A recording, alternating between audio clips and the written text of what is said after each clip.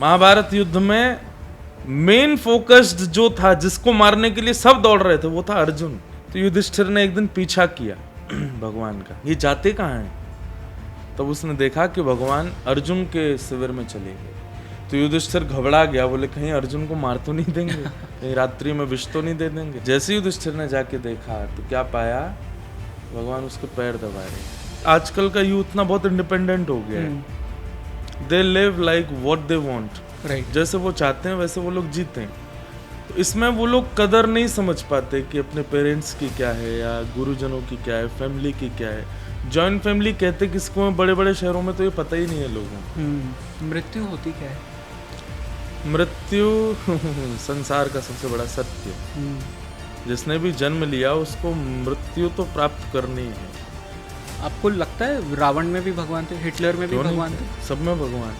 तो उन्होंने फिर ऐसे कार्य क्यों? ईश्वरः सर्वभूतानां हृदय सेर्जुन तिष्ठति। भगवान कहते हैं सब प्राणी मात्र में मैं विद्यमान है, सब में मैं विद्यमान है। पर इसका मतलब ये नहीं है कि वो व्यक्ति गलत नहीं करेगा। मैं एक मिलेनियल हूँ और मैंने अपनी लाइफ में कई सारे ऐसे लोगों को अपने आसपास देखा है जो स्पिरिचुअलिटी से डिस्कनेक्टेड है।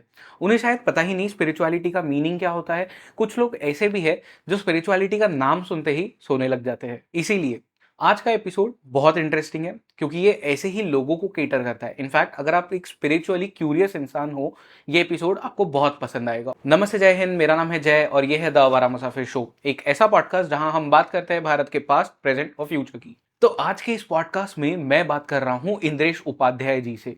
आचार्य इंद्रेश उपाध्याय जी एक स्पिरिचुअल स्पीकर है, नरेटर है और वो भागवत कथाएं करते हैं। बहुत ही यंग उम्र में वो स्पिरिचुअली बहुत ज्यादा इवॉल्व्ड है। इस एपिसोड में आपको स्पिरिचुअलिटी का असली मीनिंग जानने मिलेगा। इस एपिसोड में आपको हमारे भगवान के बारे में जानने मिलेगा। आपको जानने मिलेगा राधा रानी जी के बारे में, श्री कृष्ण जी के बारे में और यहाँ तक आपको रावण के बारे में भी जानने मिलेगा। आचार्य इंद्रेश उपाध्याय जी और उनकी ऑर्गेनाइजेशन भक्तिपात का गोल ये है कि यूथ में स्पिरिचुअलिटी को बढ़ावा दिया जाए। और जिस तरह से वो स्पिरिचुअलिटी समझाते हैं, जिस तरह से वो हमारे फिलॉसफी हमें समझाते हैं, वो बहुत अमेजिंग है। ऐसा हो ही नहीं सकता कि उनको सुनने के बाद एक इंसान स्पिरिचुअल ना बने। एंजॉय करिए इस पॉडकास्ट को।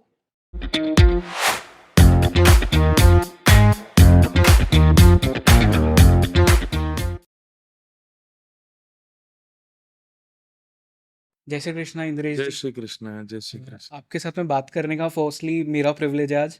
बहुत अच्छा लग रहा है यहाँ पे आपके साथ में रहने के लिए जी। हम शुरुआत इसी बात से करते हैं, जैसे बहुत सारे लोग होते हैं, यंग है आज, यूथ है और स्पिरिचुअलिटी से थोड़ा डिस्कनेक्टेड है और स्पिरिचुअलिटी, रिलीजन, ये शब्द सुन के ही लोग भागने लगते हैं। और आप बहुत कम उम्र में स्पिरिचुअल हो, इनफैक्ट श्री कृष्ण के साथ में, राधा रानी के साथ में बहुत कनेक्टेड हो। ये कैसे पॉसिबल हुआ? ओके, सबसे पहली बात यह है कि डिस्कनेक्शन का कारण क्या होता है। डिस्कनेक्शन का कारण होता है लैक ऑफ नॉलेज।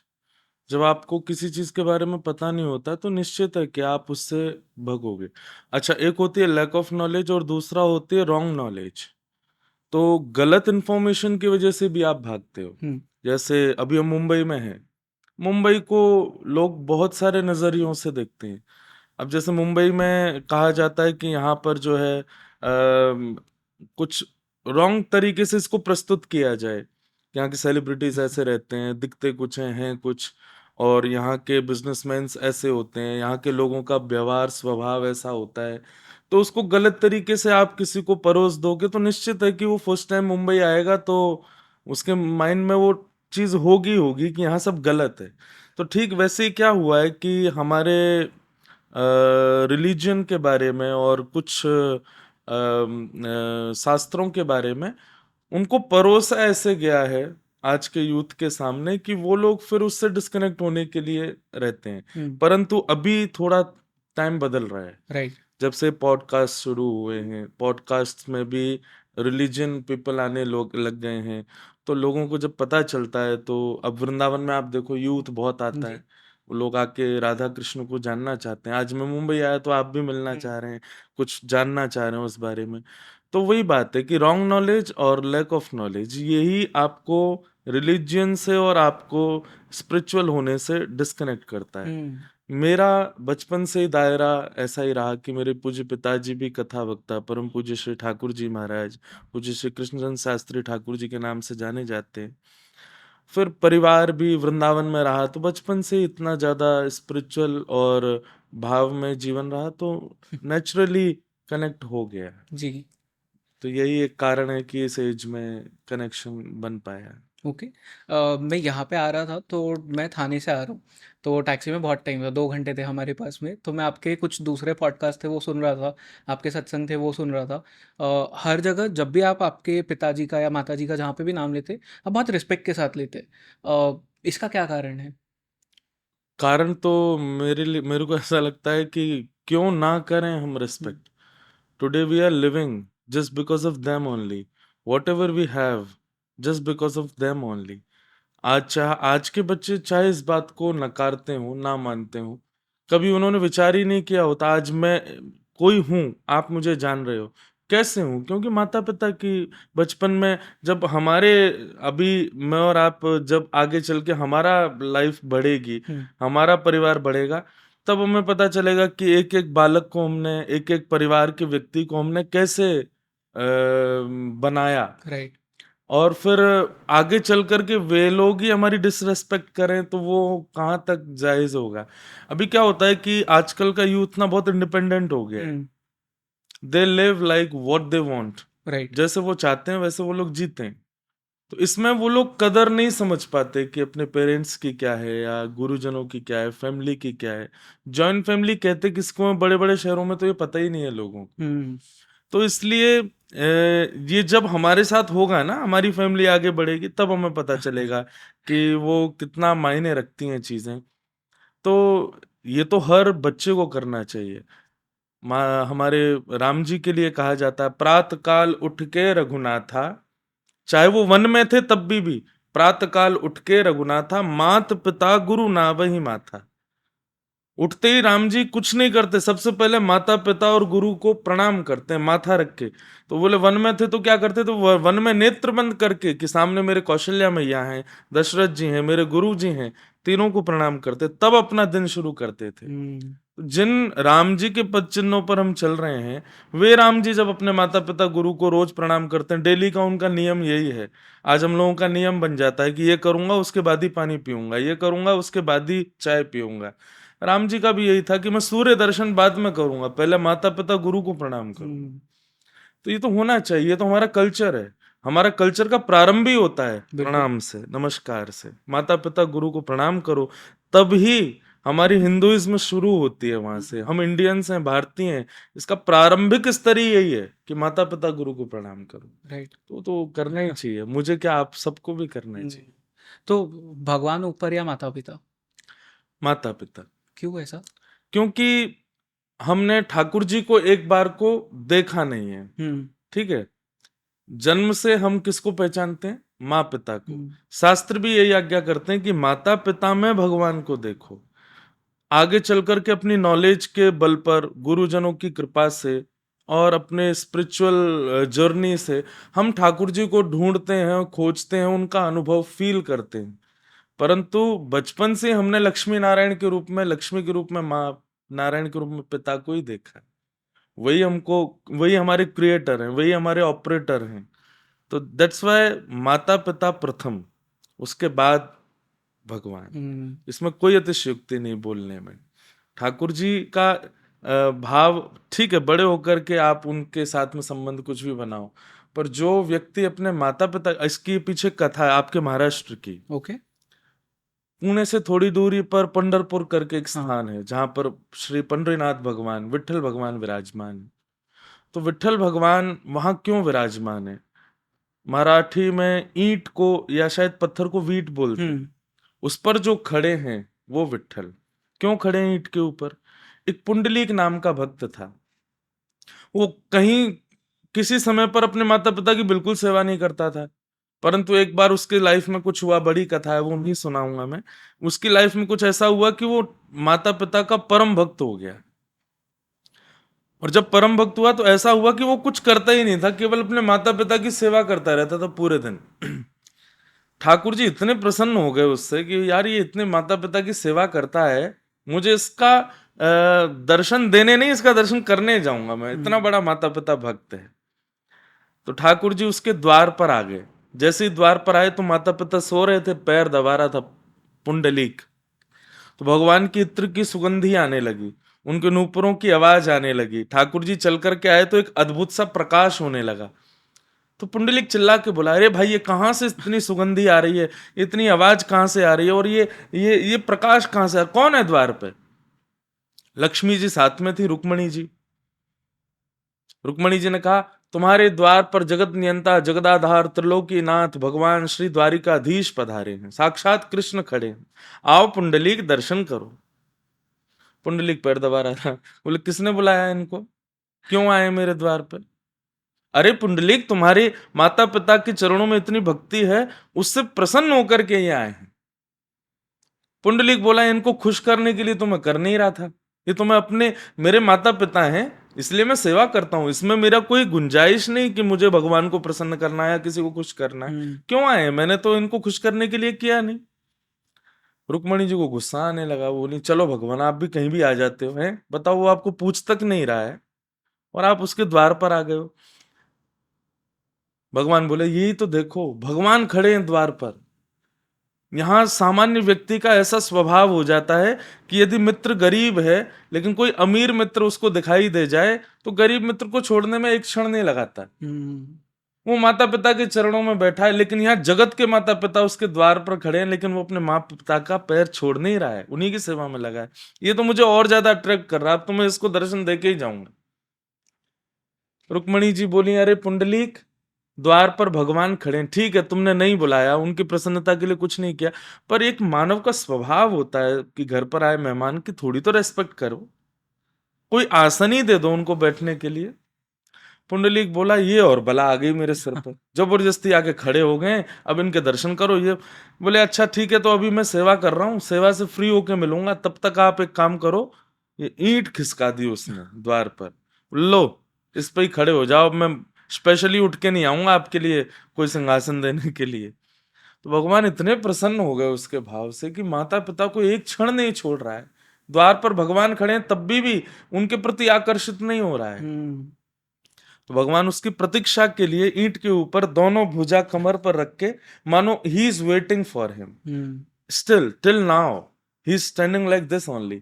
वो ऐसे खड़े हैं कि मानो जैसे वो अब भी वेट कर रहे हैं कि कभी पुंडलीक अपने माता पिता की सेवा से फ्री होगा और मैं उसको दर्शन दूंगा जी। तो जिन माता पिता की सेवा से ठाकुर जी इतने प्रसन्न कि उसमें आप यज्ञ मत करो, हवन मत करो, मंदिर मत जाओ, कुछ मत करो, बस माता पिता की सेवा कर लो, तो आपके सारे यज्ञ नियम अनुष्ठान तीर्थ यात्रा सब पूर्ण हो जाती है, ठाकुर जी प्रसन्न हो जाते हैं। ऐसे माँ पिता का क्यों सम्मान ना करें? यहाँ से तो हमारा स्पिरिचुअल जर्नी शुरुआती यही से होती है, फर्स्ट स्टैंडर्ड ही यही है कि घर के माता पिता और गुरुजनों को पहले प्रणाम करो। बिल्कुल। ओके। मेरी ये हमेशा से इच्छा थी कि मैं, और इनफैक्ट अब पॉडकास्ट जब भी हम करते हैं तो मैं हर बार ये एक प्रश्न सभी से पूछता हूँ, भगवान कौन है? इसका आप क्या उत्तर देंगे? जाकी रही भावना जैसी, प्रभु मूरत देखी तन तैसी। जिसकी जैसी भावना उसके लिए वैसे भगवान। जैसे कुछ लोगों के लिए भगवान केवल और केवल एक एटीएम मशीन की तरह है। जस्ट गो, नारियल चढ़ाओ, पुष्प चढ़ाओ, मतलब लाइक जैसे एटीएम मशीन के पास जाके अपना कार्ड स्वैप करो, कोड डालो एंड फिर अंदर से पैसे निकल के आते हैं।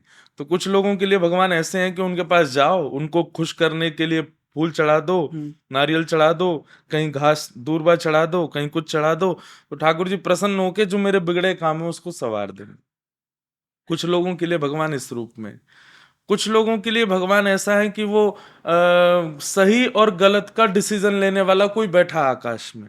मैं गलत करूंगा तो मेरे को दंड देगा, मैं सही करूंगा तो मुझे अच्छा करेगा। कुछ लोगों के लिए भगवान यहीं तक सीमित है। पर हमारे वृंदावन में आ जाओगे वहां पूरा कॉन्सेप्ट बदल जाता है।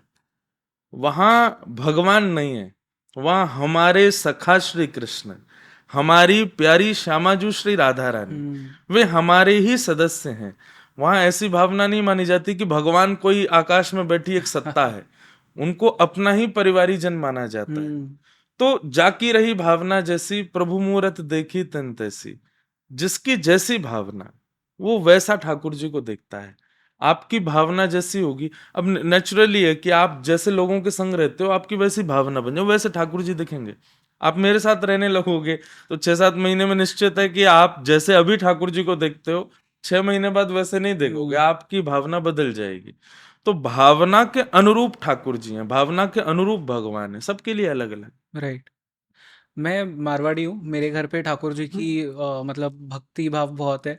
तो ठाकुर जी को इस तरह से रखते हैं जैसे वो घर हमारे के घर पे एक बेबी गोपाल हो। जी। हाँ, गोपाल जी। तो मतलब इतनी ज़्यादा केयर की जाती है, मतलब ठंडी में उनके लिए विंटर वाले क्लोथ्स हाँ। आते हैं, हर शाम उनके कपड़े बदले जाते हैं, उन्हें भोग लगाया जाता है। तो जैसे जैसे अगर गर्मी आ गई तो उनके लिए अलग से पंखा लगाया जाता है। हम्म। तो क्यों मतलब ये इतना जो प्रेम है एक इंसान के साथ जिस तरह से हम रहते हैं उसी तरह से भगवान के साथ रहना है, ऐसा क्यों है? एक्चुअली क्या है कि संसार प्रेम की वैल्यू नहीं करता। ओके। सुर नर मुनि जन की यह रीति, स्वार्थ लाग करहि सब प्रीति। आप देते तो प्रेम हो, पर संसार में सब जगह स्वार्थ है।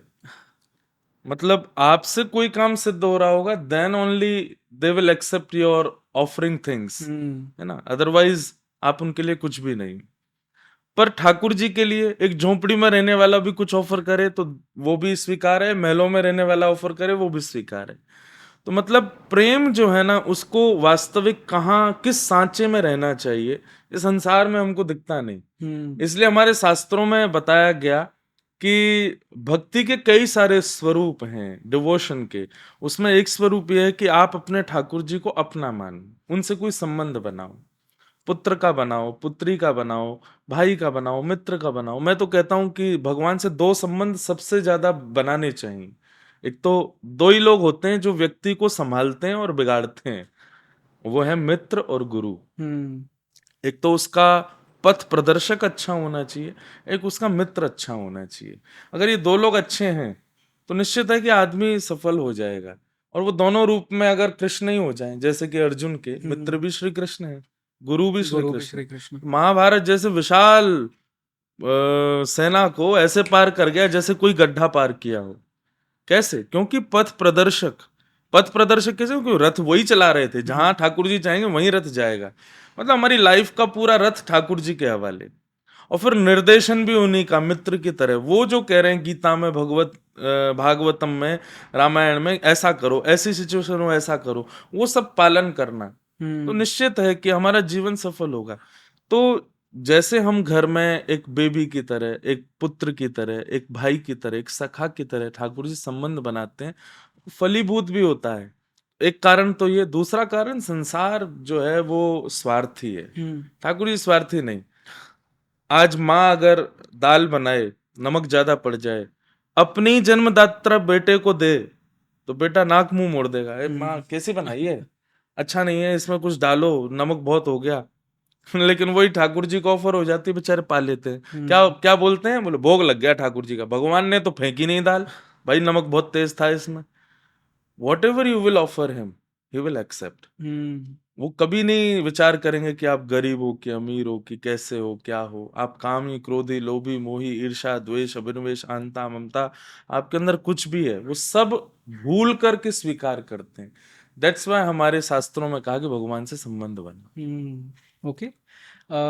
ये जान के मुझे बहुत अच्छा लगा, मतलब क्योंकि मैंने हमेशा से देखा है मेरे घर पे वो जिस तरह से सेवा होती है, तो मैं हमेशा सोचता भी था ऐसा क्यों होता है। किसी ने मीनिंग नहीं समझाया कभी, बट आज मुझे पता चला।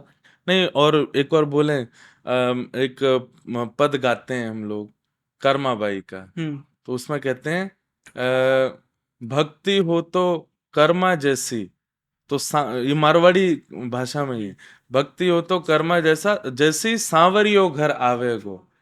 हाँ, तो भक्ति यदि कर्माबाई जैसी होगी तो निश्चित है कि ठाकुर जी बोलेंगे ही बोलेंगे, एक ना एक दिन। वो मूर्ति नहीं, उसमें से प्रकट होंगे ठाकुर जी, कुछ कहेंगे, स्वर सुनाई देगा, बहुतों को अनुभव होता है। हम्म। पर बस वही बात है कि विश्वास प्रबल होना चाहिए। मुझे ऐसा लगता है जैसे संसार में भी हम किसी से प्रेम करते हैं, आदमी बुरा नहीं होता, आदमी सब अच्छे ही होते हैं, हमारा उसके प्रति व्यवहार जैसा होता है वैसा आदमी बन जाता हम्म। है ना। तो जैसे लोग कहते हैं संसार में हमको कोई प्रेम नहीं दे रहा आदि, आपकी तरफ से कहीं तो चूक हुई है। उसको सुधारो, निश्चित है कि आपको मिलेगा कहीं ना कहीं, जहां पे भी प्योरिटी होगी। वो प्योरिटी ठाकुर जी में है, इसलिए संबंध को विशेष माना गया। आपने थोड़ी देर पहले कहा कि श्री कृष्ण अर्जुन के मित्र भी है और गुरु भी है। अर्जुन के ही क्यों? क्यों युधिष्ठिर के नहीं? क्यों दुर्योधन के नहीं? किसी और के नहीं, क्यों अर्जुन के ही?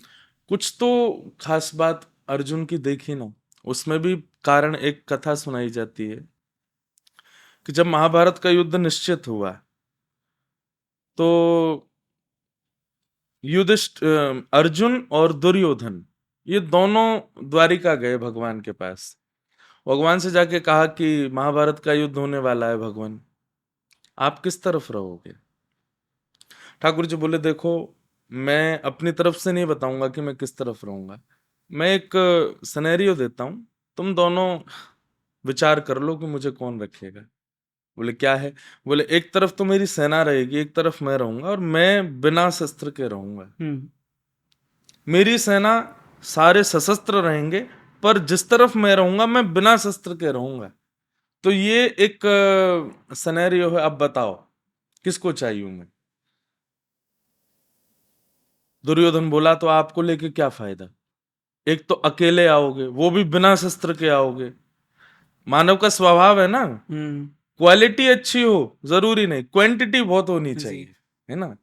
क्वालिटी अगर एक में मिल रही है तो उसको छोड़ देते हैं हम लोग, क्वांटिटी बहुत सारी मिल रही हो तो we will try to catch it. Duryodhan ने वही किया। ठाकुर जी तो एक काम करो, आप ना इसी पे कृपा करो, पांडवों पे, बेचारे वैसे भी कमजोर हैं, मैं आपकी सेना ले जाता हूं। सेना ले गया। भगवान अर्जुन से बोले अर्जुन तू फंस गया ना, तू चाहता तो सेना मांग सकता था, तुम पांडवों पे सेना ही नहीं है, सैन्य बल कम है तुम्हारा, अब तो अकेला मैं आऊंगा, वो भी बिना शस्त्र के आऊंगा। तो अर्जुन की इस बात ने भगवान को उसका सारथी बना दिया। अर्जुन ने क्या कहा? अर्जुन बोला नाथ, पहली बात तो मैं आपसे कुछ मांगने नहीं आया था, मुझे आपसे सैन्य बल या कुछ भी शस्त्र अस्त्र ये सब नहीं चाहिए थे। भगवान बोले तो फिर? बोले आपसे कुछ नहीं मांगने आया था, आपको भी मांगने नहीं आया था, मुझे ये भी नहीं चाहिए कि आप मेरी तरफ रहो। भगवान बोले तो फिर क्यों आया? तो अपना हाथ ठाकुर जी के हाथ में रख के बोला मैं तो खुद को देने आया था। ठाकुर जी मेरे आगे महाभारत युद्ध है, विशाल सेना है, मेरा हाथ पकड़ो, आप मुझे बताओ मैं क्या करूं। मैं लेने नहीं, आपको लेने आऊंगा तो आप वो करोगे जो मैं कहूंगा, और उसमें फंसूंगा मैं कि मैं कहूं आप करो, वो नहीं, आप कहो मैं करूंगा, करिष्ये वचनम तव। बस इसी बात ने ठाकुर जी अर्जुन को रीझ गए ठाकुर जी। बाकी पूर्व संबंध तो बहुत सारे हैं भगवान के अर्जुन के साथ में, अर्जुन नर है, भगवान नारायण है, तो पूर्व से ही निश्चित था कि भगवान उसके साथ रहने वाले हैं। परंतु इस बात ने, जो वो उसका प्रेम भाव था ना, वो बाकी पांडवों में नहीं था। उस प्रेम भाव के वशीभूत होकर भगवान उसके सखा भी बने, उसके सारथी भी बने। कहां तक कहें, एक जगह तो ऐसी कथा आती कि भगवान रात्रि में जब युद्ध हो जाता था, सब आराम करते तो भगवान उसके पैर दबाते थे अर्जुन के। युधिष्ठिर जी ने देखा कि भगवान रोज अपने शिविर से निकल के रात में कहीं जाते हैं, कहीं ऐसा तो नहीं हमारे अगले दिन की पूरी स्ट्रेटेजी बताने जाते हैं कौरवों को। ये राजाओं को थोड़ा भय तो लगा ही रहता है कि हमारा कोई सगा है कि नहीं। तो युधिष्ठिर ने एक दिन पीछा किया भगवान का, ये जाते कहाँ हैं? तब उसने देखा कि भगवान अर्जुन के शिविर में चले गए। तो युधिष्ठिर घबरा गया, बोले कहीं अर्जुन को मार तो नहीं देंगे, कहीं रात्रि में विष तो नहीं दे देंगे। राजा भयभीत तो रहते ही हैं। जैसे ही युधिष्ठिर ने जाके देखा तो क्या पाया, भगवान उसके पैर दबा रहे थे। ये देख करके युधिष्ठिर के नेत्र सजल हो गए, रोने लगा युधिष्ठिर। थोड़ी देर बाद जब भगवान पैर दबाने लगे तो युधिष्ठिर से रुका नहीं गया, भीतर ही चला गया। बोले भगवान ये आप क्या कर रहे हो? आप उसके सारथी भी बने हो, आप सब जगह निर्देशन भी देते हो, अब आप उसके पैर भी दबा रहे हो, क्यों? तो तुरंत ठाकुर जी ने अपना हाथ दूर किया। हाथ दूर करते क्या हुआ कि अर्जुन कांपने लगा। युधिष्ठिर देख रहे हो? बोले हाँ कांप रहा है। और जैसे ही भगवान ने स्पर्श किया शांत हो गया। बोले क्यों, ये हो क्या रहा है इसको? बोले कि जब मैं हाथ हटाऊं ना तो अपने कान लगा करके युधिष्ठिर अर्जुन के किसी भी अंग को सुनना, जैसे ही भगवान ने हाथ हटाया, अर्जुन युधिष्ठिर ने अपना कान लगाया, तो अर्जुन के रोम रोम से श्री कृष्ण श्री कृष्ण श्री कृष्ण श्री कृष्ण ध्वनि प्रकट हो रही थी। बोले वो इतना प्रेम करता है कि 24 घंटे मेरा स्मरण करता है, और केवल मन बुद्धि से नहीं, अपने रोए रोए से मेरा स्मरण करता है। इसलिए मैं आकर के उसका स्पर्श करता हूं, ताकि वो रात्रि में सो जाए चैन से।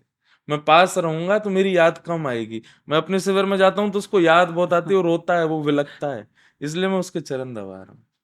तो ये प्रेम लक्षण जो था ना अर्जुन का, इसलिए अर्जुन के सब कुछ हो गए ठाकुर जी। बस ये कारण था कि महाभारत में पांडवों के पक्ष में अर्जुन को स्वीकार किया। जी। जैसे आपने कहा कि लोग आज जब प्रार्थना भी करते हैं तो एटीएम मशीन की तरह देखते हैं, और एक फिर चीज़ आपने कही कि अर्जुन ने खुद को समर्पित कर दिया। वो तो कोई करता ही नहीं आजकल, वो भूल गए सब कि हमें खुद को समर्पित करना है। हाँ, वो मतलब समर्पण का मतलब क्या होता है? फिर उसके बाद चाहे कष्ट भी आए, चाहे बाण भी आए सामने से, हमें विश्वास है ठाकुर जी के ऊपर, कोई बात नहीं, मैं गिरा भी हूं ना तो मेरी कोई भलाई ही होगी। ये है समर्पण। ऐसा नहीं कि मतलब कल लॉस हो गया जरा सा तो महाराज सबसे पहले भगवान को ही गालियां दे रहे हैं, आपने क्या बुरा कर दिया, मैंने क्या कमी छोड़ी आपकी सेवा में, ऐसा नहीं। अर्जुन महाभारत युद्ध में मेन फोकस्ड जो था, जिसको मारने के लिए सब दौड़ रहे थे, वो था अर्जुन। राइट। चाहे कौरव सेना का एक भी योद्धा हो, सबका केंद्र बिंदु बाण पहले चढ़ता था प्रत्यंचा पर, तो केंद्र बिंदु अर्जुन ही था। लेकिन वो अर्जुन प्रसन्न होकर युद्ध करता था, वो इतना निष्फिक्र हो गया था, वो ठाकुर जी हैं, बाण यहां तक भी आएगा ना तो यहां बीच में कुछ ना कुछ आ ही जाएगा, लगेगा नहीं, इतना निश्चिंत। इसको कहते हैं समर्पण। मतलब लाइफ एक बार अर्पित कर दी भगवान को, फिर चाहे जो आवे, चाहे भयानक से भयानक लॉस हो जाए, आपका विश्वास नहीं टूटना चाहिए ठाकुर जी। ये है अर्जुन का प्रेम। भगवत गीता, भगवत गीता एक गुरुकुल में भी मतलब वो कॉन्वर्सेशन हो सकता था, वो किसी पहाड़ पे भी हो सकता था, कहीं भी हो सकता था पूरे दुनिया में। युद्ध के मैदान में ही क्यों हुआ वो कॉन्वर्सेशन? क्योंकि उसी समय मोह हुआ था। दवाई तभी ली जाएगी जब बीमारी होगी। जरूरी नहीं है ना कि सिर दर्द की दवाई आप खाते रहो कि कभी हो ही ना। काय को औषधि तो तब लो ना जब बीमारी हो। अर्जुन पहले तो तैयार हो गया कि मैं युद्ध करूंगा, और जब युद्ध मैदान में पहुंचा तब उसने धनुष बाण छोड़ दिए, बोले नहीं अब नहीं कर पाऊंगा। भगवान बोले देख, युद्ध के रूप में मत देखो, कर्म, या तो पहले उठना ही नहीं था तुमको, लेकिन जब उठे हो, बेड़ा उठाया है, कर्म करना है, मुझे ये लगना है, तो बीच में उसको छोड़ो मत, करो। तब भगवान ने अर्जुन को समझाने के लिए कि भाई ये तू क्या कर रहा है, बीच युद्ध मैदान में आके धनुष बाण छोड़ रहा है, मतलब बीमारी हो गई, अब इसको औषधि तो देनी पड़ेगी। तब भगवान ने गीता रूपी औषधि दी। जी। तो हमारी जो गीता है ना, भगवत गीता है, श्रीमद् भागवत महापुराण है, रामचरित्र मानस है, आदि आदि जो भी सब औषधि हैं। ऐसा अब ये कई लोग इसको ये इस रूप में भी लेंगे, इसका मतलब ये है महाराज जी कहना चाह रहे हैं कि जब बीमार हो, मतलब जब ऐसी सिचुएशन आए तभी कथा सुनो, बाकी के समय नहीं। अर्जुन को उस सिचुएशन में ठाकुर जी ने दी दवा, लेकिन क्या होता है कि जैसे कोविड टाइम पे हम लोग खांसी जुकाम हो जाता था तो दवाई ले रहे थे, लेकिन वैक्सीनेशन भी तो लिया ना। वैक्सीनेशन क्यों? ऑल टाइम का एक प्रोटेक्शन। राइट। तो ठीक वैसे ही उस समय बीमार हुआ अर्जुन, तो भगवान ने उसको गीता दी, लेकिन फिर अर्जुन उसके बाद समय समय पर सत्संग करता रहता था, गीता सुनता रहता था, ठाकुर जी की बनाई बातों को स्मृत करता रहता था। मतलब उसको वो टाइम टाइम पर एक प्रोटेक्शन के रूप में लेता जा रहा था जी। तो ये वजह थी कि युद्ध मैदान में भगवान ने उसको सुनाया, क्योंकि वहां उसको मोह हो गया था। ओके। भगवत गीता है क्या? बहुत सारे लोगों ने, कुछ जर्मन साइंटिस्ट है, उन्होंने ट्राई किया इसे डिकोड करने के लिए, बहुत सारे फिलोसोफर्स है, उन्होंने ट्राई किया, और सबके अपने अपने एक्सप्लेनेशन है। भारत में भी जितने कई सारे पंथ है, सभी ने अपने अपने तरीके से उसे इंटरप्रेट किया, पर भगवत गीता है क्या? मेनली देखिए, अब उसके यही बात, फर्स्ट क्वेश्चन और ये वाला क्वेश्चन समान है आपके। भगवान क्या है और भगवत गीता क्या है? जिसकी जैसी भावना वैसी भगवत गीता, वैसे ठाकुर जी। भगवत गीता भी इतना मतलब वर्सेटाइल वाणी है भगवान की, आप जिस भावना से पढ़ोगे उस भावना से आपको उत्तर देगा। यदि आप अपने उज्जवल भविष्य के लिए चिंतित हो, आप भगवत गीता पढ़ोगे तो भगवत गीता के आंसर्स आपको उसी रूप में मिलेंगे। मेरा जीवन का लक्ष्य है कि मुझे ठाकुर जी की प्राप्ति करनी है, एक बार उनका साक्षात्कार करना है, उनका निज सेवक बनना है, तो भगवत गीता मुझे उस रूप में आंसर करेगी। कोई व्यक्ति अपने पारिवारिक स्थिति से जूझ रहा है तो भगवत गीता उस रूप में। तो श्रीमद् भगवत गीता क्या है? It's kind of a guide, और we can say Google map, है ना। आपको जिस डेस्टिनेशन पर जाना है, just think about it and start reading it, it will tell you the way, a simplest way to reach there, whatever your destination is.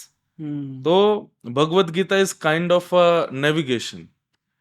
अब आप destination सबके अलग अलग होते हैं, बिल्कुल, जिसका जहां का डेस्टिनेशन है, मैप वहां का सिंपलेस्ट वे बताता है, तो ठीक वैसे ही भगवत गीता है। सभी प्रश्नों के उत्तर है हाँ, उसमें। सब उत्तर, मतलब लाइक आप सोचो कि अभी आपने भगवत गीता उठा ली और खोली और आपको उत्तर मिल गया, नहीं। हाँ, आपको थोड़ा उसमें लगना पड़ेगा, थोड़ा विचार करना पड़ेगा। फिर सबसे बड़ी बात है कि गुरुजनों के पास बैठ के थोड़ा उसका श्रवण करना पड़ेगा, तभी श्रवण आप करना पड़ेगा मतलब? श्रवण मतलब सुनना पड़ेगा। लाइक जैसे आप किसी श्रेष्ठ व्यक्ति जिसने बहुत समय तक भगवत गीता, भागवतम आदि इन सबको अपने गुरु कृपा से ग्रहण किया है, उसके सामने बैठ के थोड़ा आध्यात्म करना पड़ेगा। उसके बाद आप भगवत गीता पढ़ेंगे तो निश्चित है कि आपको लगेगा कि मैं अपने प्रश्नों के उत्तर पा रहा हूँ। बिल्कुल। ऐसा है। श्रीमद् भागवतम, ये मैंने आप ही के वीडियोस से समझा है इसे। तो जितना मैंने समझा, ये श्री कृष्ण के बारे में है, उनकी क्वालिटीज के बारे में है, और भगवत गीता कॉन्वर्जेशन है कृष्ण भगवान और अर्जुन के अर्जुन का बीच। श्रीमद् भागवतम से क्या सीखने मिलता है हमें कृष्ण भगवान के बारे में? लाइक मैं एक और चीज कह दूं तो कोई अतिशयोक्ति नहीं। Bhagavad Gita will tell you the way of living, but Srimad Bhagavatam will tell you the way of dying. मरना कैसे, हमारी लाइफ का सच है, ट्रुथ है, डेथ। वो डेथ, उससे भयभीत नहीं होना है। वो डेथ कैसी हो हमारी? बोले ऐसी हो, इतना तो करना स्वामी जब प्राण तन से निकले, पीताम्बरी कसी हो, मुखड़े पे कुछ हंसी हो, छवि मन में ये बसी हो जब प्राण तन से निकले। हमारे वैदिक सनातन धर्म में माना जाता है कि अंतिम श्वास जब निकले उस समय ठाकुर जी आपके सामने दिख रहे हो आप। वो सब के लिए हमको क्या क्या करना पड़ेगा वो श्रीमद् भागवतम सिखाती है। उसके लिए आप, ऐसा नहीं है कि आपने अभी सोच लिया और वो हो जाएगा, नहीं, उसके लिए बहुत कुछ करना पड़ेगा लाइफ में, तब जाकर के अंते नारायण स्मृति, अंत में नारायण की स्मृति होगी, अंत में ठाकुर जी दिखेंगे। वो सब कैसे करना है वो श्रीमद् भागवतम सिखाती है। उसके लिए कृष्ण से प्रेम होना बहुत जरूरी है। तो कृष्ण की पूरी लीला, जन्म से लेकर के और उनके अंतर ध्यान पर्यंत की पूरी लीला श्रीमद् भागवत में है। उसमें उनकी क्वालिटीज क्या है, कैसे कैसे भगवान अपने गृहस्थ आश्रम को व्यतीत करते हैं, अपने मित्रों के साथ कैसे रहते हैं, ये सारी चीजें उसमें है, जिससे कि व्यक्ति को प्रेम हो। प्रेम होगा तभी उनका चिंतन करेगा, चिंतन करेगा तभी अंतिम श्वास में उनको याद करेगा। बिल्कुल। इसलिए ये श्रीमद् भागवतम में सिखाया जाता है। मृत्यु होती क्या है? मृत्यु संसार का सबसे बड़ा सत्य है। जिसने भी जन्म लिया उसको मृत्यु तो प्राप्त करनी है। मृत्यु को आप इस रूप में लिख सकते हो कि टाइम ओवर, एग्जामिनेशन था एंड नाउ इट्स ओवर। अब आपको वापस देना पड़ेगा कि आपने क्या क्या किया। जैसे आप स्कूल में जाते हैं, कॉलेज में जाते हैं, तो यू हैव अ मतलब निश्चित समय है आपके पास, उतनी देर में आपको वो एग्जामिनेशन क्वेश्चंस जो है वो आपको फिलअप करने हैं। उसके बाद में यमराज रूपी जो टीचर बैठा है वो आपकी आंसर शीट खींच लेगा आपसे। आपको sir 5 minute 5 minutes, no no time पूरा हो गया बेटा, चल दे, ले जाएगा। ठीक वैसे ही एग्जामिनेशन हॉल में एंटर करना is kind of our birth. Examination paper सामने आने से पहले का समय जो है वो हमारा बाल्यावस्था से एक थोड़ा समझदार बनने तक का समय। एग्जामिनेशन पेपर सामने आते ही वो हमारी पूरी लाइफ है फिर। तो उसके सारे क्वेश्चंस फिर हम देखते हैं, फिर उनको हल करना शुरू करते हैं, कहीं रुकते हैं, कहीं अटकते हैं, कहीं सोचते हैं, कहीं विचार करते हैं, कभी कभी रोने भी लगते हैं, अरे राम इसका क्या आंसर होगा। इस तरीके से हम पूरा एग्जामिनेशन 3 घंटे में पूरा करते हैं। बाल अवस्था, युवावस्था और वृद्धावस्था, ये 3 अवस्थाएं होती हैं। 3 अवस्थाओं में वो पूर्ण करना है। जितना भी कंप्लीट कर पाओगे, टाइम आउट होते ही, 3 घंटा पूर्ण होते ही यमराज आएंगे, आपकी उस आंसर शीट को खींच लेंगे और फिर उसके अकॉर्डिंग आपको मार्क्स मिलेंगे। अच्छा तो ये सब किया आपने, और फिर वो डिसाइड होगा कि where you have to go. जैसे स्वर्ग कहते हैं, स्वर्ग का मतलब क्या है? आपने कितने अच्छे कर्म किए, उनको भोगने के लिए आप स्वर्ग जाओगे। आपने कितने गलत कर्म किए, उसको भोगने के लिए आप नरक जाओगे। और दोनों जगह भोगने के बाद फिर आपसे पूछा जाएगा ना व्हाट, अब क्या करना है बताओ। महाराज जी एक मौका और दे दो, एक बार और इंसान बनाओ। तब भगवान कहते नहीं, तुम्हारे कुछ कर्मों के अनुसार अभी तुमको कुछ योनियां मिलेंगी। तब 84 लाख योनियों में से कुछ बना दिया जाता है। फिर बड़ी यातना प्रार्थना करने के बाद ठाकुर जी फिर दोबारा से हमको मौका देते हैं, ओके चलो जाओ, अब तुम इंसान फिर बन, मतलब अगेन एग्जामिनेशन पेपर, फिर से वो करो कंप्लीट। तो ये एक लाइफ का पूरा साइकिल है। स्वर्ग क्या होता है? स्वर्ग इज काइंड ऑफ होटल।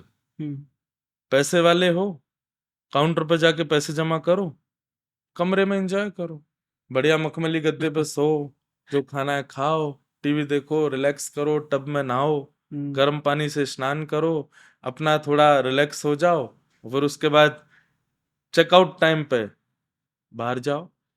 तो ठीक वैसे स्वर्ग है। आपने जितने भी अच्छे कर्म किए ना संसार में, किसी की सहायता की, गरीबों की मदद की, मंदिर बनवाए, मठ बनवाए, कहीं पर आश्रम बनवाया, असहाय लोगों की बड़ी सहायता की, चाहे धन से ना की हो, अपने जैसे कई टीचर्स होते हैं अच्छे पढ़े लिखे हैं, तो वो फ्री में बच्चों को पढ़ा रहे हैं, ऐसा कर रहे हैं, ये सब अच्छे कर्म जो होते हैं, इनके बदले क्या होता है कि ठाकुर जी हमको एक होटल में भेज देते हैं, वो है स्वर्ग।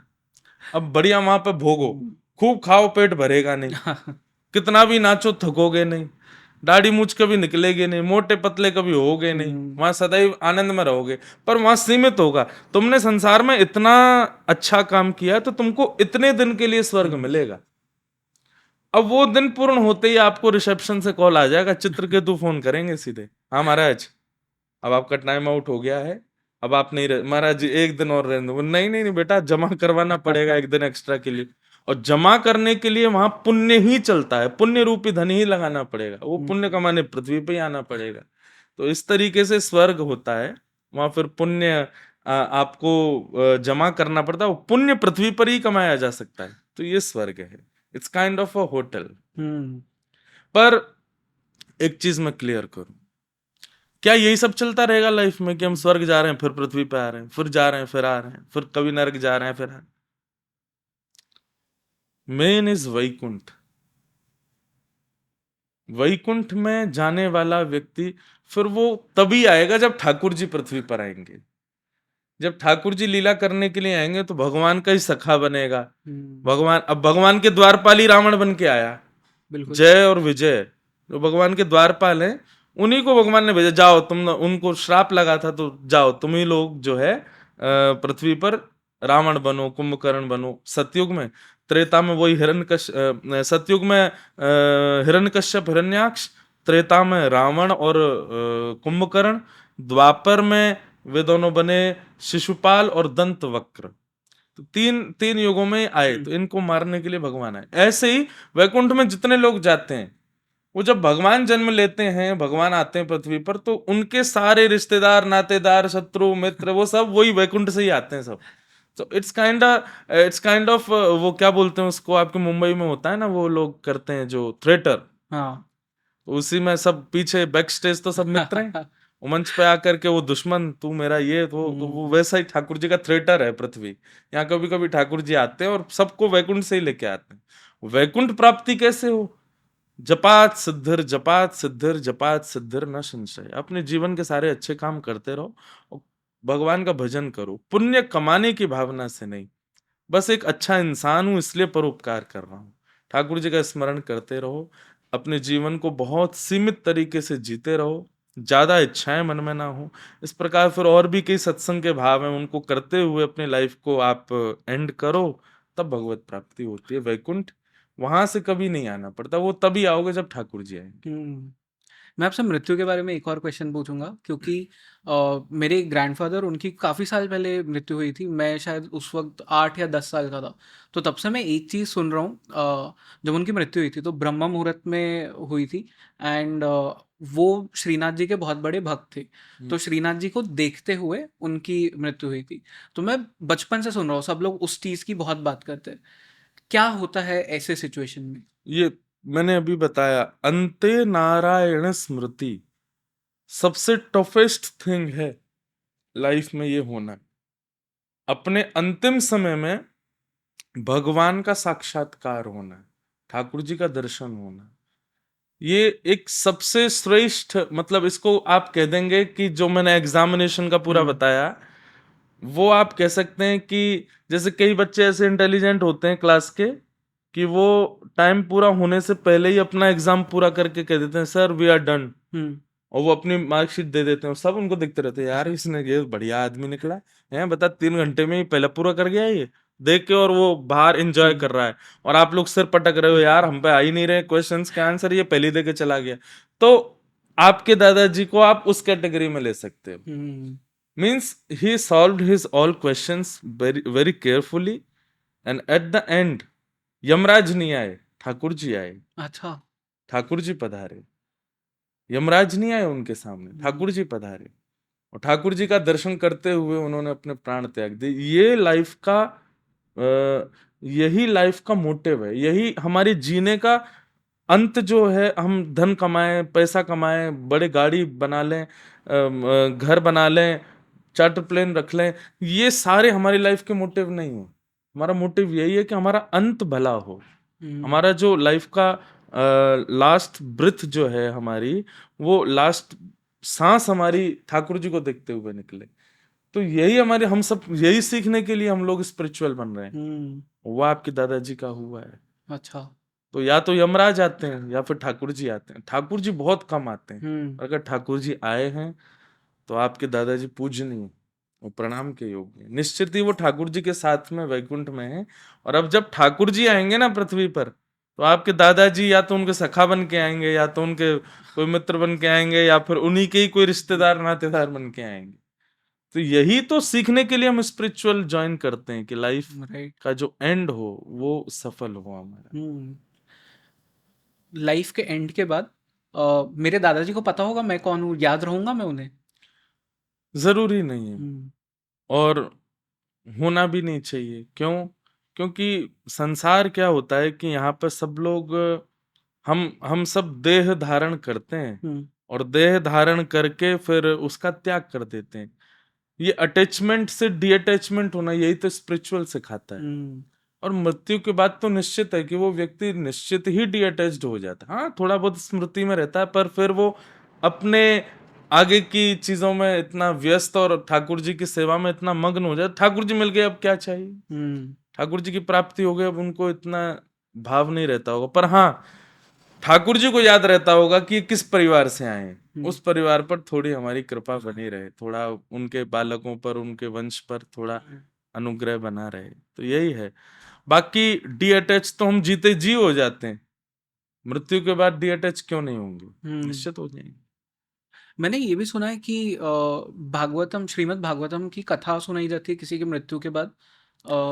ऐसा नहीं है। एक्चुअली क्या है कि उसका महात्म्य में एक कथा आती है कि एक व्यक्ति था, उसका पुत्र जो था वो प्रेत बन गया मृत्यु के बाद, तो उसकी कहीं से भी मुक्ति नहीं हुई, वो प्रेत बन के डराता रहता था सबको।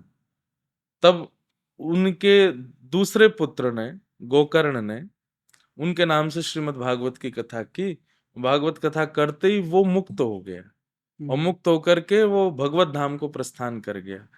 तब से ये मान्यता लोगों में आ गई कि भाई अपने पितरों के लिए हमको भागवत कथा करानी चाहिए, अगर वो कहीं भी होंगे तो मुक्त हो जाएंगे, ऐसा भाव है।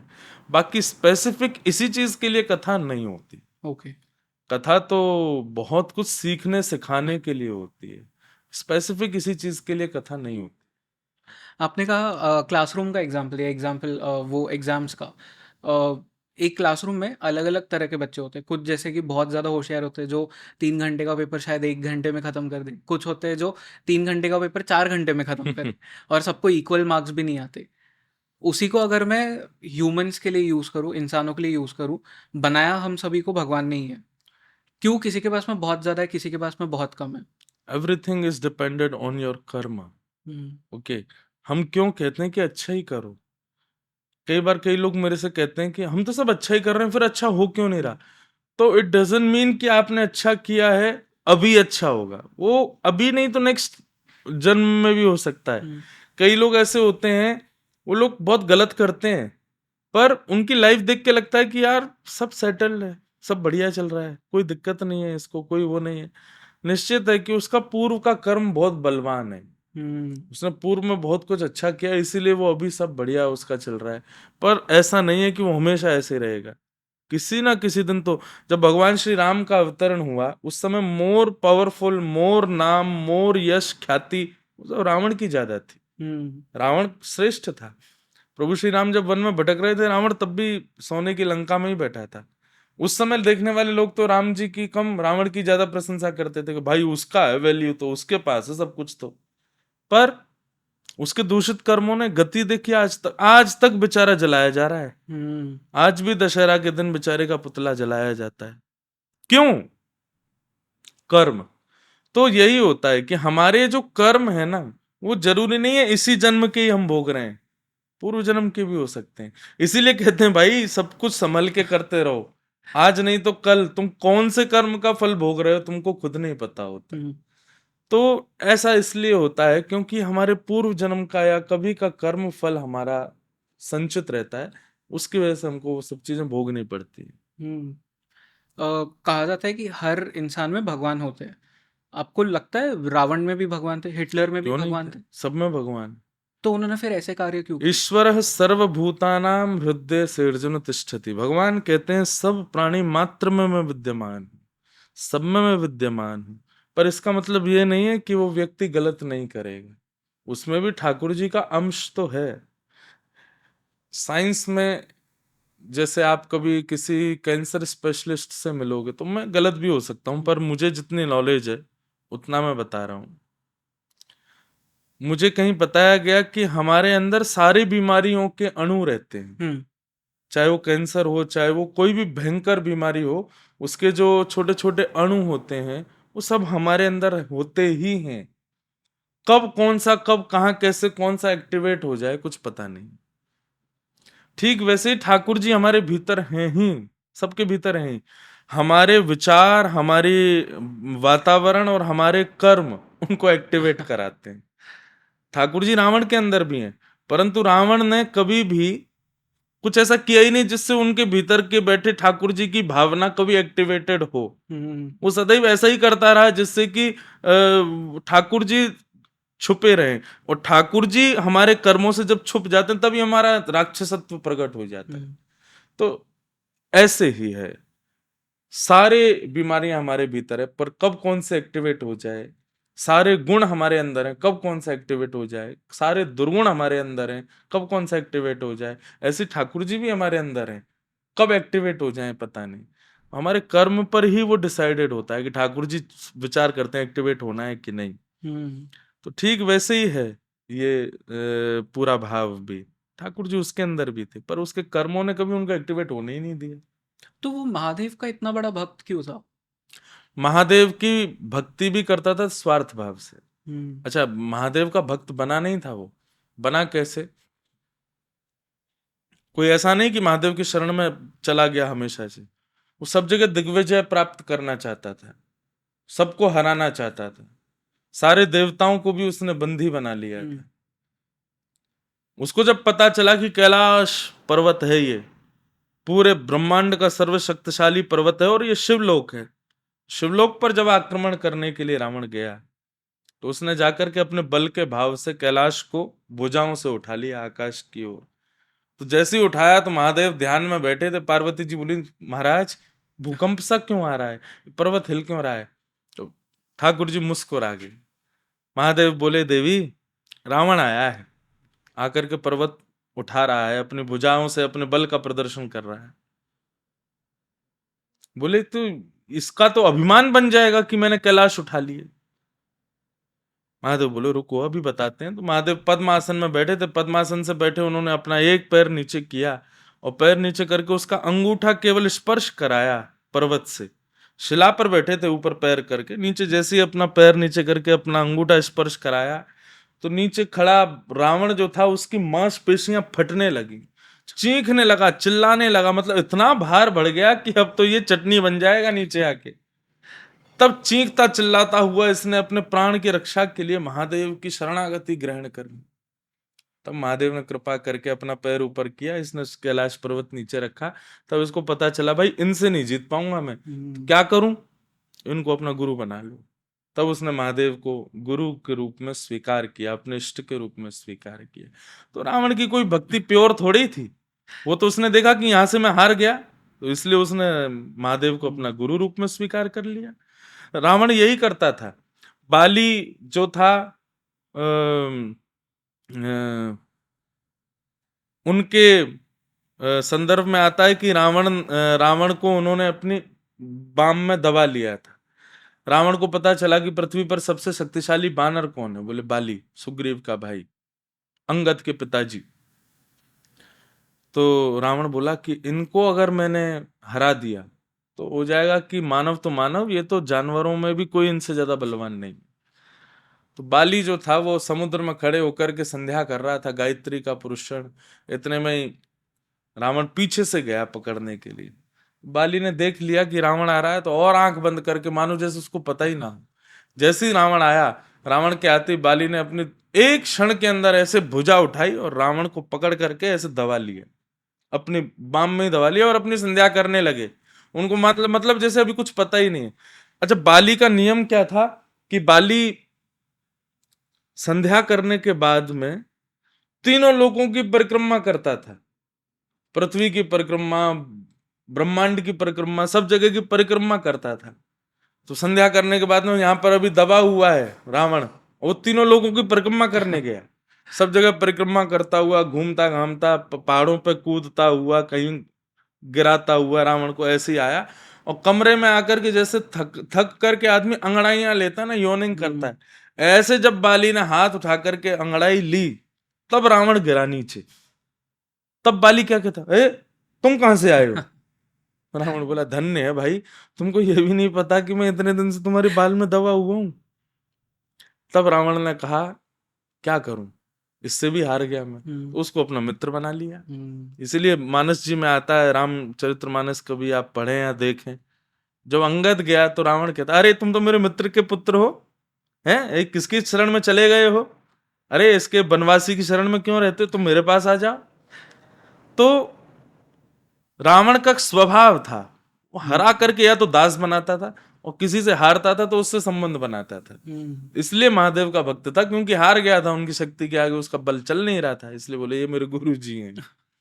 ये बात। मैं आपका एक और वीडियो देख रहा था, उसमें आपने एक बात कही कि रावण जो मंत्र भी पढ़ता था तो उसके मंत्र ऐसे लगते थे जैसे डमरू बज रहे हैं। हाँ, वो उसका ये था, अटेंशन सीकर था। ऐसा नहीं कि वो अच्छी श्लोक गाता था, स्तुति गाता था, उसको ये होता था कि मैं ऐसा कुछ करूं कि सामने वाले का अटेंशन पूरा मेरे पास है। महादेव का दर्शन करने जब जाता था तो सब लोग, कोई बिल्व पत्र चढ़ा रहा है, कोई धतूरा चढ़ा रहा है, कोई कुछ चढ़ा रहा है, कोई जल चढ़ा रहा है, कोई दूध चढ़ा रहा है, महादेव नेत्र बंद करके बैठे ही रहते थे। रावण बोला यार मैं आया हूं और इनकी आंख खोल के देखे भी नहीं, ये मुझे स्वीकार नहीं। इसलिए वो ऐसी स्तुति गाता था कि महादेव के नेत्र खुले ही जाते थे। क्यों? कैलाश हिलने लगता था, पर्वत की श्रृंखलाएं जो थी वो डामाडोल होती थी, समुद्र में उफान बढ़ जाता था, क्योंकि वो स्तुति बनाता ही ऐसा था कि ब्रह्मांड डामाडोल हो, इनकी आंख खुले। आप बता सकते हो वो स्तुति? हाँ, वो एक श्लोक मेरे गुरुदेव ने मुझको सिखाया, याद दिलाया। ऐसे तो आप कभी शिव तांडव स्तोत्र भी पढ़ोगे तो उसमें भी उसके स्वर ऐसे लगते हैं कि मानो डमरू बज रहे हैं, पर वो एक श्लोक है, यस्यास्ते ड्राट ड्राट डुट डुट मम लम टम टटम टम टटम टम डम शम डुडम शम डुहि डुहि चकितम भूपके भूपनालम तैलम तैलम तो तैलम खुखु खुखु खुखु ख्वांग खुख्वांग ख्वांग खुख्वांग ख्वांग ध्यायन्ते यस्य कान्ते वसति च सकलम पातु नो चंद्रचूड़। मैं तो बहुत आराम से बोल रहा हूँ, रावण तो 10 मुख से गाता था और अपने पूरे वेग से गाता था। जब स्वर निकलता था तो ब्रह्मांड कांप उठता था। तब महादेव जब थोड़ा उनका ध्यान भंग होता, बोले क्या हो रहा है? बोले कि प्रभु रावण आया है। तब भगवान शिव आंख खोल के देखते, तब रावण कहता हाँ हाँ बस अब हो गया ना, ये दूध वूध चढ़ा के चले गए, सब बिल्वपत्र चढ़ाई, ऐसे ही बैठे रहे, मैं ऐसे नहीं, आप मुझे देख लो बस, ये तो मैं चाहता हूँ।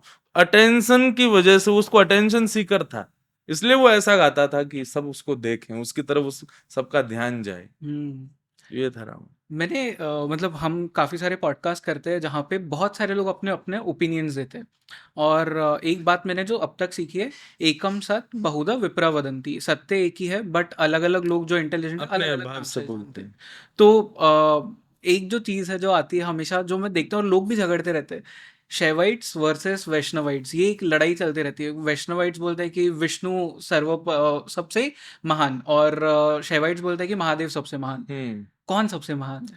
भाई देखो, हम सीधी बात करते हैं, भगवान शिव, भगवान राम कहते हैं, राम विष्णु ही है, कृष्ण भी श्री विष्णु, ये एक ही है। मैं तो उनको अवतार भी ना मान के एक ही मानता हूं।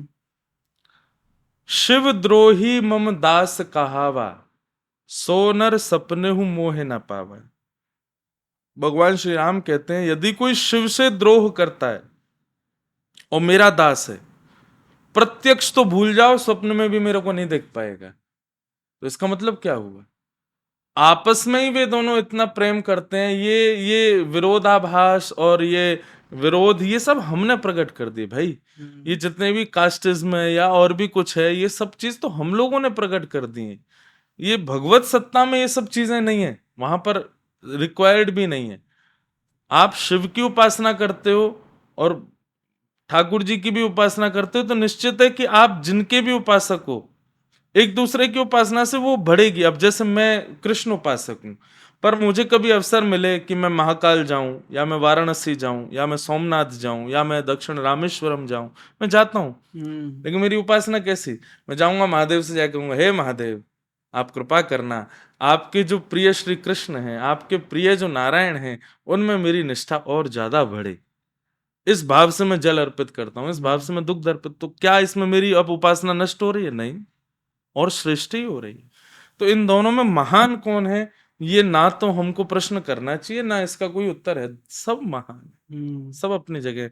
वहां ये रामेश्वरम में जो राम जी ने शंकर जी की स्थापना की, तो नामकरण करने का जब भाव आया कि कौन क्या नाम रखे हैं इनका, राम जी ने स्थापित किए, तो रामेश्वरम का एक अर्थ किया कि राम के जो ईश्वर हैं वो रामेश्वरम। तो प्रभु श्री राम ने कहा कि भाई इनका नाम रखो रामेश्वरम, मेरे ईश्वर हैं ये, राम के ईश्वर हैं, इसलिए इनका नाम रामेश्वर रखो। महादेव प्रकट हो गए, बोले नहीं नहीं नहीं नहीं नहीं, ये अर्थ गलत है। बोले तो? बोले राम जिसके ईश्वर हैं वो रामेश्वरम। मतलब राम जी कह रहे हैं कि मेरे ईश्वर हैं इसलिए इनका नाम रामेश्वरम रखो, पर महादेव प्रकट होकर कह रहे हैं, बोले नहीं नहीं, राम जिसके ईश्वर हैं इसलिए मेरा नाम रामेश्वरम रखो। तब ब्रह्मा जी प्रकट हो गए, बोले आप लड़ो नहीं, मैं कर देता हूं समाधान। बोले जो राम है वही ईश्वर है, वही ईश्वर ही शिव है, समान हो गया। यहां पर नहीं तो दोनों में लगा रहता, ये बड़े ये बड़े ये बड़े। बोले नहीं, सब समान है, उनमें कोई अंतर नहीं। तो इसलिए उनके बल में कौन श्रेष्ठ है या वैसे कौन, उसमें ज्यादा नहीं जाएंगे, समान है दोनों। श्री कृष्ण पे आते हैं। श्री कृष्ण के बारे में कहा जाता है कि उनकी जो सखा थी वो राधा रानी थी, पर उनकी शादी किसी और से होती है, रुक्मिणी से होती है। ऐसा क्यों? एक्चुअली क्या है कि ये पूरा भाव जो है ना, ये समझने के लिए आपको पूरा जीवन भी लगाओगे तो भी कम पड़ेगा, पर अब 2 मिनट के पॉडकास्ट में बोलना है, तो बस इतना समझ लीजिए कि श्री राधा रानी जो हैं, विवाह के लिए आपको 2 लोग होना जरूरी है। आपसे विपरीत बुद्धि वाला, विपरीत स्वभाव वाला, विपरीत स्थिति वाला व्यक्ति चाहिए, तभी आप विवाह कर पाओ। आप स्वयं से विवाह कैसे कर सकते हो? बाकी वृंदावन प्रणालिका में तो श्री राधा रानी से ठाकुर जी का विवाह हुआ है। हुआ है। हाँ, परंतु प्रत्यक्ष हमारे ग्रंथों में उसका वर्णन इसलिए नहीं करते क्योंकि अभी लोग उसके लायक नहीं है कि इतना ऊंची स्थिति को समझ सकें। परंतु इसको इसी भाव से समझो कि ठाकुर जी और श्री राधा रानी उनमें कोई भेद नहीं, वो एक ही है। नारायण ही ठाकुर जी के रूप में प्रकट हैं और वही नारायण ही, उन्हीं की शक्ति ही श्री राधा रानी के रूप में आई है। बस वो लीला में हमको विलग दो दिखाई देते हैं, प्रेम को स्थापित करने के लिए वो पधारी हैं।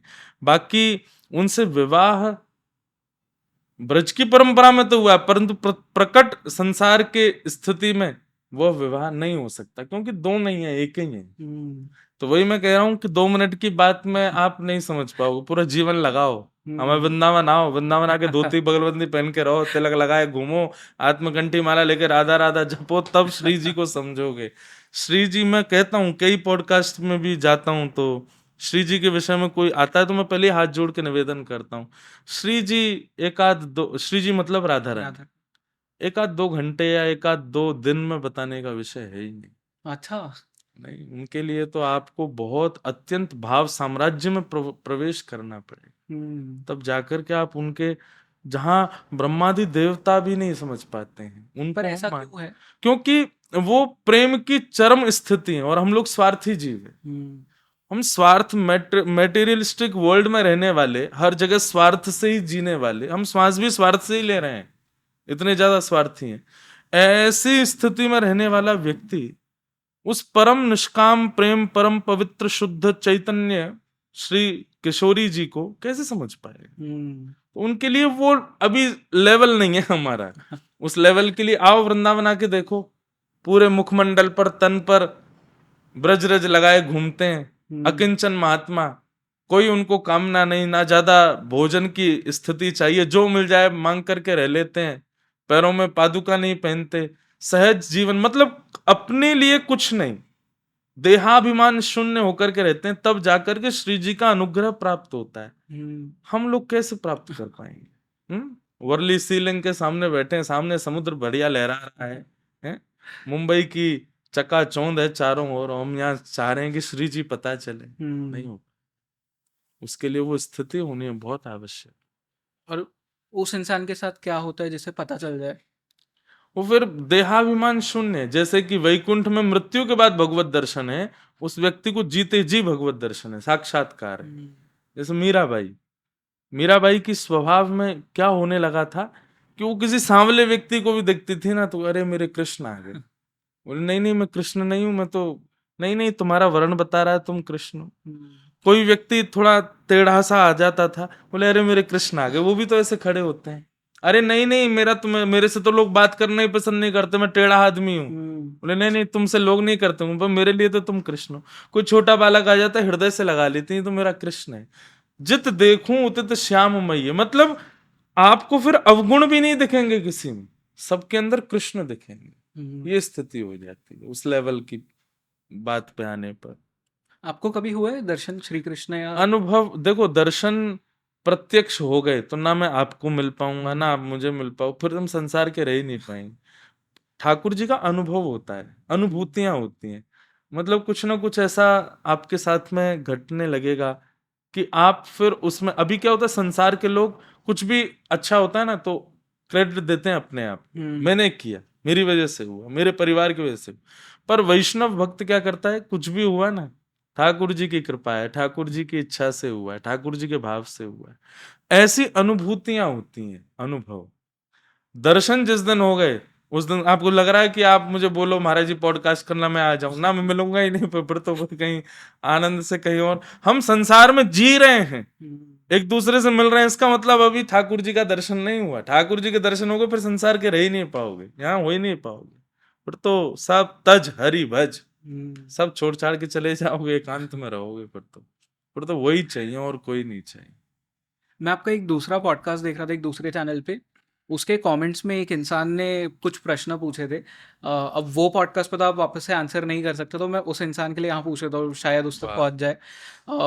उस आई थिंक सो बहुत दिक्कत में था वो, उसके वर्ड्स ऐसा लग रहा था लाइफ में बहुत प्रॉब्लम्स है, और वो चाह रहा था कि उसे किसी तरह मोक्ष प्राप्ति हो जाए, उसके प्रॉब्लम से उसे छुटकारा मिल जाए। आप क्या सजेशन दोगे उसे? क्या प्रश्न क्या था उनका? उसके लाइफ में कुछ इश्यूज थे जो उसने मतलब पब्लिकली नहीं बताए, बट हाँ। बहुत दुख में था, एंड वो चाहता था कि लाइफ खत्म हो जाए उसकी हम्म। और मोक्ष प्राप्ति हो जाए उसे। नहीं, देखो एक मेरी बात सुने। मैं अपनी कथा में भी कहता था हूँ, और स्वामी विवेकानंद भी इस बात को कोट करते हैं कि अगर लाइफ जैसी आप चाहते हो वैसी चल रही है, तो इट मीन्स आप कहीं ना कहीं गड़बड़ी कर रहे हो। हम्म, पर आप जैसी चाहते हो ठीक उसके उल्टी लाइफ चल रही है, तो इट मीन्स आप जी रहे हो। ठाकुर जी वांट्स कि आपके अंदर से आपका असली तत्व जो है वो निकल करके आए। हम्म, आपके एक हाथ में अगर मैं छाछ दूं, छाछ समझते हैं, और एक हाथ में घी दूं, और कहूं कि एक छोड़ना है एक को रखना है, तो आप किसको छोड़ोगे? छाछ को शायद। छाछ को छोड़ेंगे। हम्म, क्यों? क्योंकि घी ज्यादा मूल्यवान है, हम्म, घी ज्यादा तत्वों को समेटे हुए है। छाछ तो सामान्य वस्तु है, इतनी महंगी भी नहीं होती, उसका कोई इतनी वैल्यू नहीं होती। हम्म, लेकिन उस घी को बनाने का प्रोसेस क्या होता है? दूध को पहले जमाया जाता है, दही बनाया जाता है, फिर उसको मैं सिखा देता हूँ, अगली बार अपने घर पर ट्राई करना। दूध को जमाओ, दही बनाओ, फिर उसको बिलो, खूब बिलो, इतना बिलो इतना बिलो। अब हम तो बिलोना है होता नहीं, मशीन लगा देते हैं, हम्म, ग्राइंडर से इतना बिलो इतना बिलो इतना बिलो कि उसका मक्खन ऊपर आ जाए, हम्म, छाछ नीचे रह जाए। फिर उस मक्खन को गरम गरम उस पे क्या कहते हैं, आंच पर पतीले में रख करके पकाओ, तब घी बनेगा। हम्म, तब वो मूल्य प्राप्त करता है घी। कि छाछ छोड़ देगा व्यक्ति, घी नहीं छोड़ेगा। ठीक वैसे ही हमारे ऊपर डिपेंड करता है कि हम छाछ बनना चाहते हैं कि हम घी बनना चाहते हैं। घी बनने के लिए जीवन में तपना तो पड़ेगा, हम्म, जीवन में विपरीत अवस्था तो आएंगी। अच्छा, एक एक ये बात ठीक है। दूसरी बात, आप स्कूल जाते हो और आप एक्सपेक्ट क्या कर रहे हो टीचर से कि वो मेरे को बस पढ़ा दे, कभी एग्जाम ना ले मेरा। क्या वो स्कूल स्कूल होगा? या बिल्कुल फिर नहीं। उस स्कूल में जाने का आपका कोई उद्देश्य हो पाएगा? हम्म, नहीं। स्कूल तो तब मानो कि आप गए और टीचर ने आपको पढ़ा के आपका एग्जाम भी लिया, है ना? ठीक वैसे ही बंधु, ये जो संसार है ना, ये एक स्कूल है, यहाँ पर हम सब आए हैं। पर जो लोग चाहते हैं कि हमारी लाइफ में कभी भी विपरीत अवस्था नहीं आए, तो वो इसका मतलब वो सीधा सीधा चाह रहे हैं मेरा कभी एग्जाम मत लो, हम्म, मुझको बस पढ़ाते रहो। तो जो भी व्यक्ति हैं जिनका भी ये प्रश्न था, उनसे मैं निवेदन करूंगा कि निश्चित ही आपके जीवन में इतनी विपरीत अवस्थाएं आ रही हैं, तो इसका मतलब ठाकुर जी आपका अच्छे से एग्जाम ले रहे हैं। अच्छे से उसको पास आउट करो, अच्छे से उसको क्लियर करो, और क्लियर करके अपनी रैंक स्थापित करो। हम्म, विपरीत अवस्था सबकी लाइफ में आती है, आपकी में भी है, मेरी में भी है, संसार में जिसने जन्म लिया है, ये बात वो लिख करके अपनी पॉकेट में रखे। जैसे आजकल लोग प्रिंटेड टी शर्ट्स पहनते हैं या कुछ भी, एक चीज प्रिंट करवा लो कि भाई, hmm, if we are living then it's compulsory कि हमारी लाइफ में दुख आएगा। हम्म, और अगर आप जी रहे हो और दुख नहीं आ रहा है, तो इट मीन्स आप मरे हुए के समान हो, आपकी लाइफ में जीवन है ही नहीं, जी ही नहीं रहे हो। राइट। आपकी लाइफ में विपरीत अवस्था आ रही है, इसीलिए आप जी रहे हो। हम्म, आपकी मुंबई नगरी है, माया नगरी है, यहाँ पर इतने लोग बड़े बड़े उपलब्धियां प्राप्त करते हैं, क्या किसी ने संकट नहीं सहा अपने जीवन? सब सहते हैं। हम्म, तो संकट ही जीवन है, वो आ रहा है तो it means you are living. बस उसमें जियो और उसको फेस करो, उससे आगे निकलो, and wait, one day you will become something special for this whole world. कुछ हम्म, ऐसे निकल करके आओगे, सब आपको प्रेज करेंगे कि हाँ ये था। जो अपनी विपत्तियों से टूट करके हार करके रह जाता है, उसको कोई याद नहीं करता, लेकिन विपत्तियां आने पर भी उससे लड़ करके डट करके आगे बढ़ता है और श्रेष्ठ जीवन बनाता है। लोग हमेशा उसकी वाहवाही करते हैं और जन्मों तक उसकी बातों को सब सिखाया जाता है। हम्म, तो अगर किसी की लाइफ में बहुत बड़ी सिचुएशन बिगड़ रही है, तो उनसे मेरी हाथ जोड़ के प्रार्थना, यू आर लिविंग, अच्छे से जियो, करो, बस फेस करो एंड वेट करो, सब अच्छा रहेगा। आंधी आने पर पेड़ टूट जाए, लोग उसको काट काट करके जला देते हैं या फिर कहीं और चीजों में यूज कर लेते हैं। आंधी आने पर पेड़ खड़ा रहे, लोग उसको पूज देते हैं, वो तिलक कर देते हैं, कलावा चढ़ा देते हैं, पानी देते, वाह इतनी जोर का तूफान आया पर ये डटा रहा। ठीक वैसे ही ये तूफान है जीवन में, इनमें डटे रहो, टूटो मत। हमारा जन्म क्यों होता है? क्या सिखाने के लिए हमें धरती पे भेजा जाता है? लाइफ में देखो, जो भी कुछ हम फेस कर रहे हैं सब कर्म भोगने के लिए हमारा जन्म होता है। अगर हमने पूर्व जन्म में ही निश्चित कर लिया होता, सब कुछ बढ़िया से निपट लिए होते, तो शायद आते ही नहीं। पर हमारे कुछ संचित कर्म थे पूर्व जन्म के, कुछ अच्छे भुले भरे कुछ किए होंगे, उन्हीं को भोगने के लिए हम लोग आए हैं। कुछ लोगों को स्पेशली ठाकुर जी भेजते हैं कि इनसे मुझे कुछ करवाना है, इसलिए उनका जन्म होता है। जैसे स्वामी विवेकानंद, रामकृष्ण परमहंस, हमारे पूज्य महात्मा गांधी, या अभी के संदर्भ में भी कई लोग ऐसे हैं, और स्पेशली ठाकुर जी संसार को एक मैसेज देने के लिए ऐसे लोगों को भेजते हैं। बाकी अधिकतर संसार में लोग तो अपने कर्म भोग को भोगने के लिए, इसलिए हमारा जन्म होता है। हम सब भोगने के लिए आए हैं, अपने पूर्व जन्म के कर्म और वही सब बस। मैं आपसे एक पर्सनल क्वेश्चन पूछता हूँ, ये मेरे लिए मुझे एडवाइस चाहिए। मैं मेरे लाइफ के ऐसे मतलब पोजीशन पे हूँ जहाँ पे जो चीज़ें मुझे चाहिए थी वो मुझे पता है कि मुझे धीरे धीरे मिल रही है, बट अब ऐसा हो गया कि मुझे उन चीज़ों से सेटिस्फैक्शन नहीं मिल रहा। मुझे क्या करना चाहिए? ये तो अच्छी बात है कि you are not satisfied with those things what you always wanted for yourself. Satisfaction क्या होता है कि आपको एक जगह रोक देता है। आप सेटिस्फाइड हो गए तो आप वहीं रुक जाओगे, अब उससे आगे बढ़ने के लिए आपके पास में कोई जगह नहीं है और आपकी अभिलाषा भी नहीं। तो ये लाइफ में सबके में ये सिचुएशन आती है। कई लोग इससे परेशान हो जाते हैं कि क्यों, पर मुझे ऐसा लगता है कि अच्छा है। अनसेटिस्फाइड रहना चीजों से अच्छा है। उससे कई सारी चीजें होती हैं। एक तो आप थोड़े डी अटैच्ड रहते हो, दूसरा फिर आप सोचते रहते हो अब क्या करूं क्या करूं क्या करूं, और वो क्या करूं के चक्कर में आप बहुत कुछ अच्छा करते हो, थोड़ा मेहनत करते हो, मेहनतशील बनते हो। अभी सेटिस्फाइड हो जाओगे, क्या करोगे, जाके बिस्तर पर लेट जाओगे चुपचाप आराम से मूवी देखते हो सो जाओगे, क्यों, सेटिस्फाइड हो। पर अनसेटिस्फाइड हो तो थाने से चल के आप वर्ली आओगे, वर्ली से आप कोलाबा जाओगे। अनसेटिस्फाइड व्यक्ति मेहनती हो जाता है, वो लगन उसके अंदर प्रकट हो जाती है, करना है करना है करना है। सेटिस्फाइड व्यक्ति तो 5 स्टार होटल में पड़े रहते हैं, स्विमिंग पूल में डूब रहे हैं, नहा रहे हैं, गा रहे हैं, आनंद कर रहे हैं। इसलिए अगर अपने आप को एक अच्छा क्रिएट करना है तो you should be unsatisfied with things. वो आपको कर्मशील बनाते, आपकी बुद्धि। अच्छा, इसमें भी आप तन के रिलैक्सेशन को मत लेना कि सेटिस्फाइड व्यक्ति तन से रिलैक्स, नहीं, बुद्धि से रिलैक्स नहीं होना चाहिए। वहां से तो सदैव चलते रहो, कुछ ना कुछ सोचते रहो, कुछ ना कुछ चलते रहना चाहिए दिमाग में, अब क्या करूं अब क्या करूं अब क्या करूं। लाइफ, अरे इतना हो गया, इतना बड़ा हो गया, मेरी इतनी उम्र निकली, अब क्या करूं। ये अनसेटिस्फाइड रहोगे तभी चलेगा। सेटिस्फाइड होते ही तो आप आराम में चले जाओगे, आलसी हो जाओगे, रुक जाओगे वहीं पर। और मेरी मत मानो, आप उस हर व्यक्ति को देख लीजिए जिसका कभी बहुत नाम हुआ हो और अचानक से वो अभी शांत, अभी उसका कोई ऐसी वैल्यू ना हो, निश्चित ही वो अपने नाम से, अपने शौर्य से सेटिस्फाइड हो गया होगा, इसीलिए वो वहीं रुक गया। पर कोई व्यक्ति कांस्टेंट एक नए नए रूप में आता जा रहा है और and everybody is praising him, तो इसलिए क्योंकि वो सेटिस्फाइड नहीं है अपनी चीजों से। राइट।